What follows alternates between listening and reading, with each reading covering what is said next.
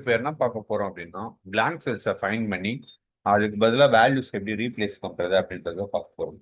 இப்போ பார்த்தீங்கன்னா நம்ம கிட்ட ஒரு டேட்டா செட் இருக்கு. இந்த இடத்துல பார்த்தீங்கன்னா பிளாங்க் செல்ஸ் வந்து வேல்யூ இல்லாம எம்டியா இங்க இருக்கு. ஸோ இந்த மாதிரி டேட்டா செட்ல இருந்ததுன்னா அதை எப்படி அரேஸ் பண்றது அப்படின்றது தான் இங்க பார்க்கணும். ஸோ இப்போ நம்ம மேனுவலா போயிட்டு ஒவ்வொரு பிளாங்க் செல்லையும் பார்த்துட்டு நாட் அவைலபிள் ஆர் எம்டி அந்த நம்ம என்ன கொடுக்கணும்னு நினைக்கிறோமோ அது வந்து கொடுக்க முடியாது.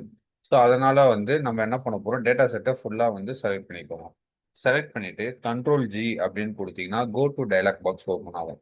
இந்த இடத்துல ஸ்பெஷல்னு ஒரு ஆப்ஷன் இருக்கா, இதை கிளிக் பண்ணிட்டு பிளாங்க்ஸ் அப்படின்றத கிளிக் பண்ணி ஓகே கொடுத்தீங்கன்னா எங்கெல்லாம் பிளாங்க் செல்ஸ் இருக்கோ அந்த செல் எல்லாமே இந்த மாதிரி ஹைலைட் ஆயிடும்.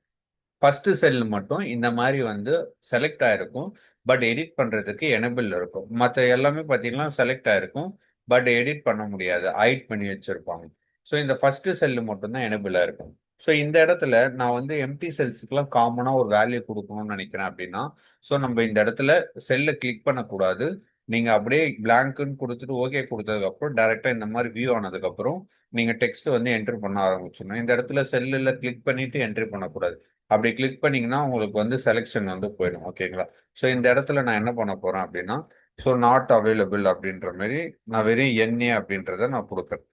ஸோ இந்த மாதிரி கொடுத்துட்டேன். ஸோ இப்போ நான் இந்த செல்லில் என்ட்ரி பண்ணிட்டேன். இந்த செல்லுலலாம் கேப்சர் ஆகிறதுக்கு என்ன பண்ணணும் அப்படின்னா, ஸோ நீங்க டேட்டா என்ட்ரி பண்ணதுக்கு அப்புறம் என்டர் தட்டாதீங்க, கண்ட்ரோல் என்டர்னு கொடுங்க.